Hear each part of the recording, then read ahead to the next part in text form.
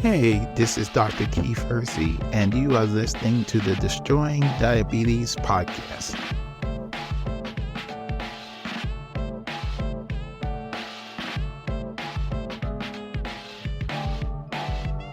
Hello, everyone. Thank you for listening to another episode of what I hope is your favorite podcast, Destroying Diabetes. My name is Dr. Keith. I'm a pharmacist located in Durham, North Carolina. And I like to have podcasts for my patients and anybody else that's interested with type 2 diabetes. Hopefully pass along some crucial information that would be helpful to you or a loved one. And of course, I thank everyone that listens. Please, we welcome your feedback. We want to get ideas that you may be interested in for me to cover or questions you would like for me to address in future podcasts. Please, we have the email in the show notes so you can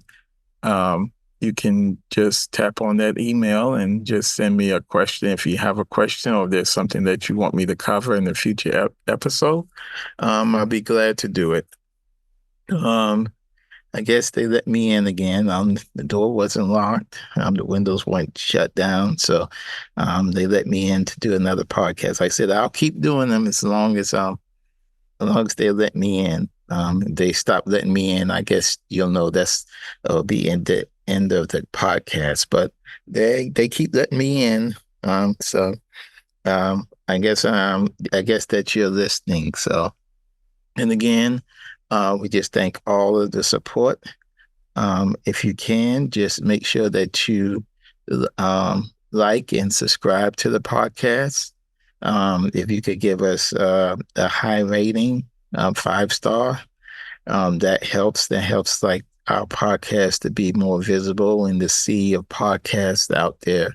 And this is hopefully a lot of good information that we would like to get to your friends and family and loved ones that have type 2 diabetes, or maybe taking care of someone that has type 2 diabetes. And they can listen to anywhere where they have an internet connection and can be able to download podcasts, all of the major sites where on those available on those podcasts like Apple, Spotify. I think we're also on Amazon as well. But again, thank you. I'm just so grateful for all of the support that you've provided to us. Like I said, this is just a quick, tiny episode. I just want to keep in mind I didn't want to go too long without original podcast, so you don't think there's something happened to me. So I just wanted to kind of just thank everyone for their support. Thank everyone for the feedback. And my wife was on previous podcasts and got a lot of good feedback for that. And like I said, that she's the one that runs the ship, and I just go where she tells me to. So that works out pretty good. I wanted to actually also want to thank. I had the opportunity to speak to the Southwest Durham Rotary Club recently, and I thank them for providing the invitation, and I enjoy myself, and I hope that your members got some good information on there. And if you want for me to speak to your group, we have slots available. Just contact me either through their email, or also we have a phone number in the show notes as well, and also a website where if you would like for me to speak to your group or organization about, I can talk about diabetes. You want to talk about chronic diseases in general or a specific chronic disease, I can do that as well. Or if you just have questions about prescription drugs in general, or certain types of prescription drugs and how they work, we'll be glad to go to your group. If you're someone that lives in an assisted living facility and have educational programs, I would love to be on those as well. Um, and also just any I said any information we can give. So thank you again for all of that. One of the things that I did talk about in my latest talk was and people had questions about was just the link between sleep and type 2 diabetes. Um, One of the most fascinating things that's come up recently is the link between so much of a strong link between the effect of type 2 diabetes, well, diabetes in general, but specifically type 2 diabetes and sleep. That's one of the things that's neglected. Like I told the group that I spoke to when I was in pharmacy school eons ago, I don't remember any mentioning about sleep or sleep as being detrimental to health or the lack of sleep. And the only thing I knew about sleep is that I didn't get enough uh, when I was in pharmacy school, just like most pharmacy students. Um, I had to spend a lot of time in the books and working. So, yeah, so I didn't have a lot of time, but then that's something that I knew about sleep. Um, and matter of fact, there was a recent study that I saw in the Journal of American Medicine Association, JAMA, which is like one of the top medical journals in the country, in the world. Um, there was a new study came out not too long ago, and they found out that in their study that adults who sleep only 3 to 5 hours per day are at high risk of developing type 2 diabetes. And I was like, that much, I knew there was a link, but that much that it affects. Wow. Wow. So, um, but the main thing that it does is that what happens is usually if the link to sleep is that usually if you have a lack of sleep can trigger a lot of pro-inflammatory molecules in your body because your body usually thinks that if you're not getting enough sleep, that something's wrong. So your immune system and inflammation kicks up and in response to that, thinking that, oh, there's something wrong, why we don't not getting enough sleep. So let's get active. And unfortunately, the thing with that is that the increase in inflammation in itself, just the increase in inflammation can help disturb like sleep and sleep patterns. But then also it's kind of like a cycle, like I was telling the group that I spoke about. If you don't get enough sleep, that increases the risk of inflammation. And then the inflammation that comes about itself can keep you from getting enough sleep. So it's kind of a bad cycle to get in. And people can be in that for years and their health deteriorates in the process. And then may not be aware of one of the reasons that's not so obvious and the doctors may not be aware of it because they may not be aware of how much sleep patient is getting or may not ask how much sleep a patient is getting. So the main thing is that we have to try to make sleep a priority. Usually, like I said, it varies on the person and how much people say what's the optimum amount of sleep. But generally, just in the things that I've seen is that um, a minimum of usually like 6 hours, and that's kind of like a minimum functioning. The more that you get, the higher level of function that you have. 7, 8 hours is probably ideal for most adults. The teenagers, maybe a little more, like ideally like 9 hours, and smaller children, 9 or 10 hours. It's very crucial. We're just learning more and more about the benefit of sleep. Sleep kind of gives your body not just physical for your muscles and everything to kind of recharge. It kind of gives your mind also a chance to recharge. So kind of gives your body a chance to kind of filter out all of the all of the bad stuff, mentally, toxins that may be in your bloodstream, kind of filter those things out while you're sleeping. And just it just gives your body a reset. So you usually know if you get the lack of sleep, you're usually groggy, sort of focus. Sometimes you may not be very coherent. Your train of thought is messed up. So you know, just like if you're sleep deprived, how bad that you feel, how hard it is to concentrate. So that you're not giving your body a chance to, you're not giving it a chance to reset when you don't get enough sleep. And so ideally that even in this study, the thing that was fascinating that even people that ate relatively healthy, but if they slept less than 6 hours, they were still at higher risk of type 2 diabetes. This was like a study where they followed participants over 10 years. And these are like good long-term studies to follow people over long periods of time um, to see what affects sleep or lack of sleep can do. And you can go back and measure it. And like I said, they followed the participants for 10 years, and they found that sleeping between 3 and 5 hours was linked to a higher risk of developing type 2 diabetes.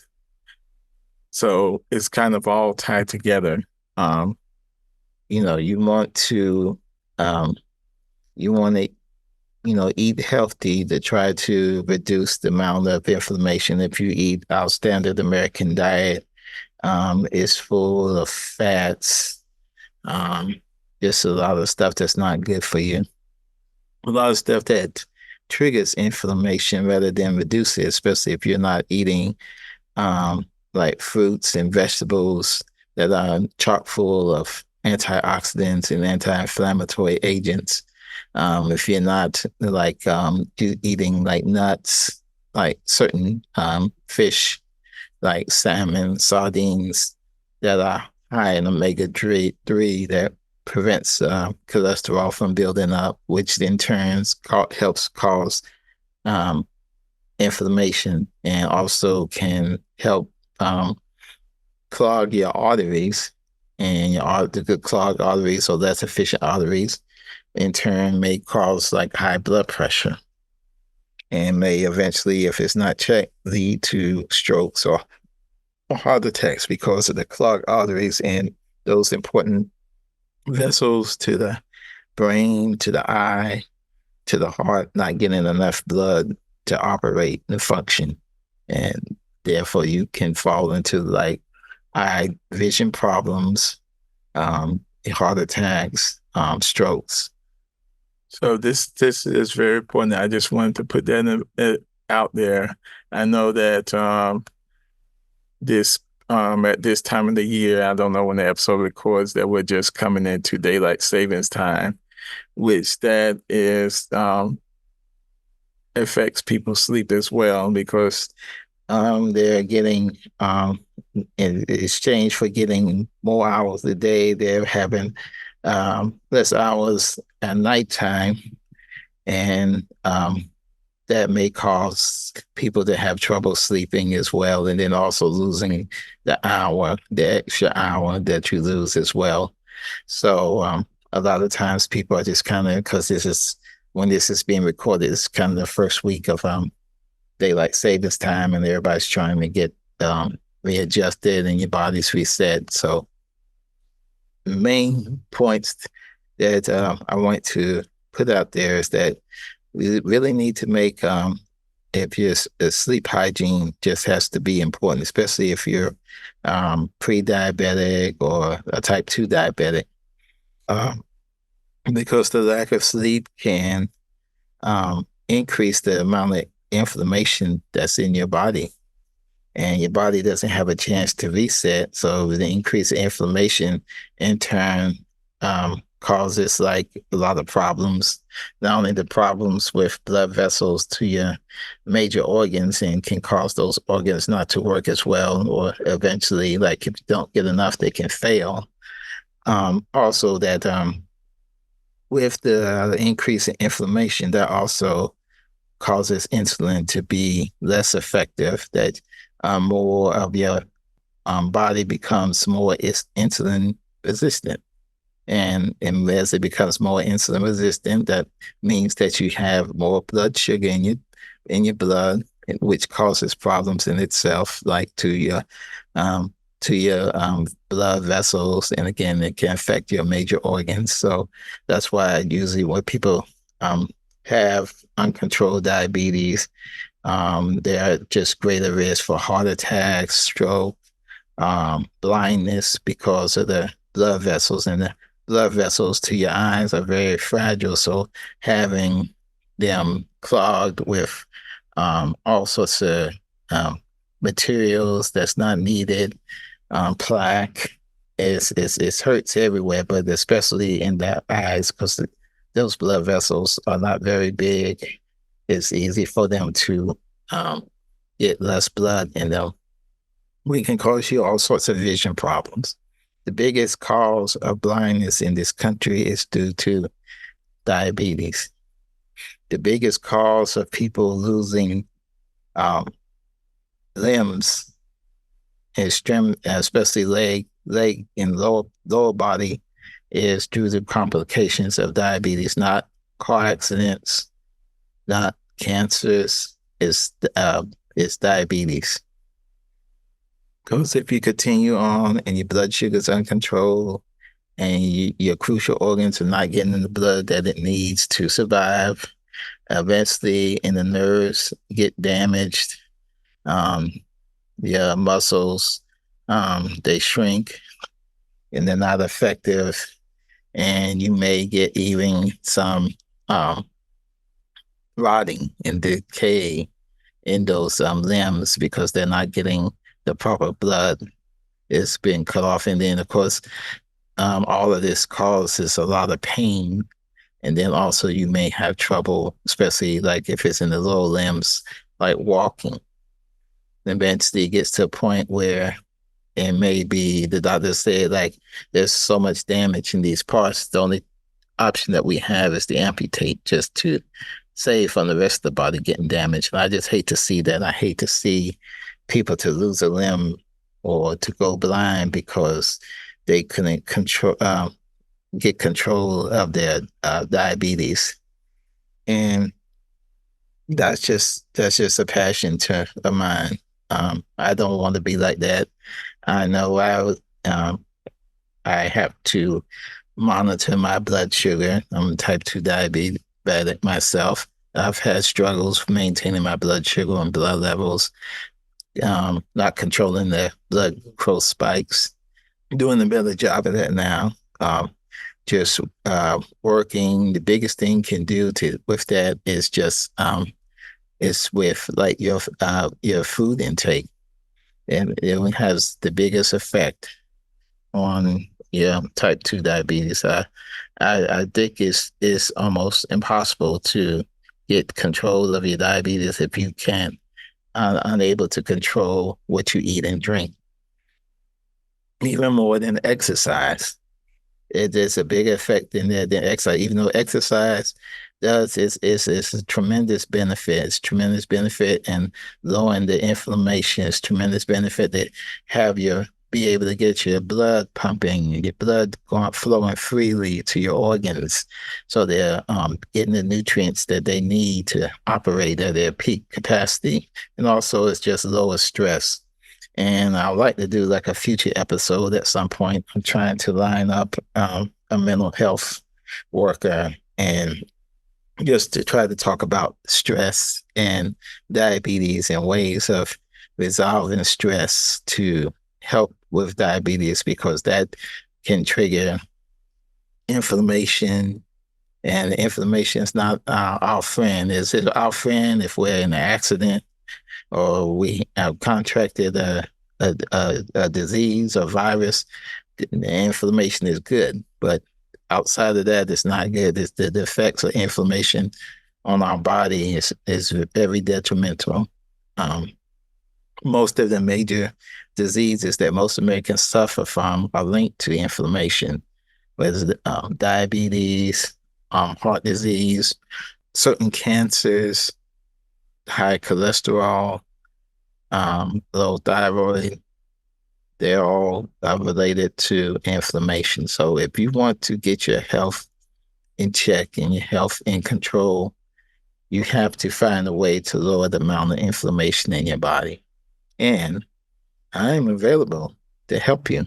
Um, I um, work with people individually outside of the pharmacy. If that's something that you want to work with, in the process of developing an online program that will work with you individually, one-on-one, where you have me, a medication expert, to help guide you to a path of wellness, especially if you have like type 2 diabetes. Let's work together.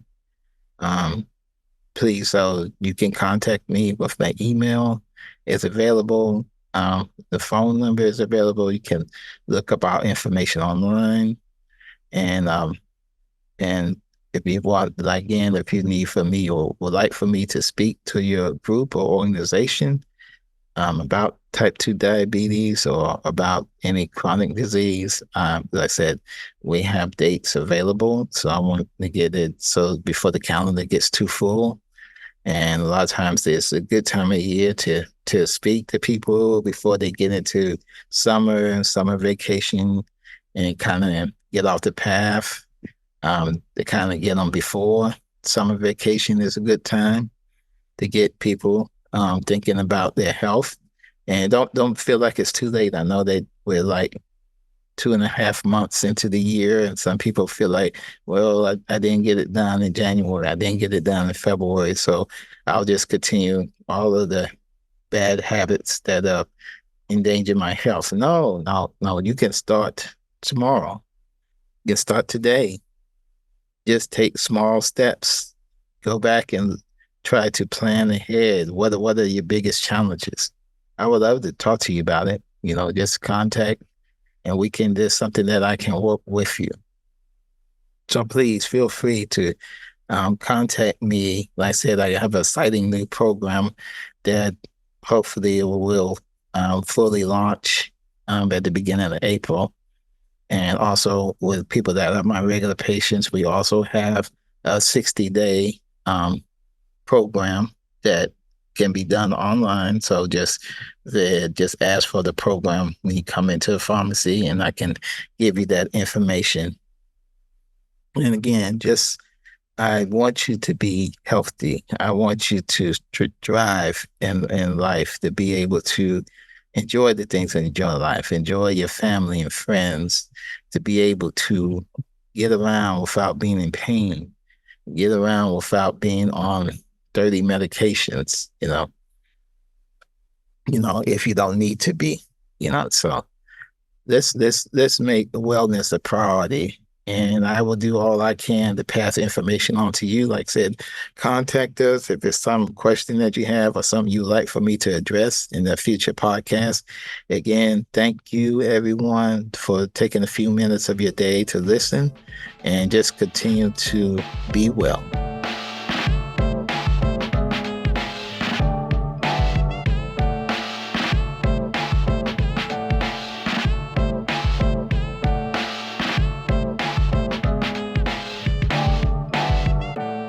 Thank you for joining us on this informative journey. The content of this podcast is solely the professional opinion of the host for informational purposes only. It should not be considered a substitute for professional medical advice, diagnosis, or treatment. If you're experiencing any health issues or concerns, We strongly recommend that you seek the counsel of a qualified healthcare provider before making any changes.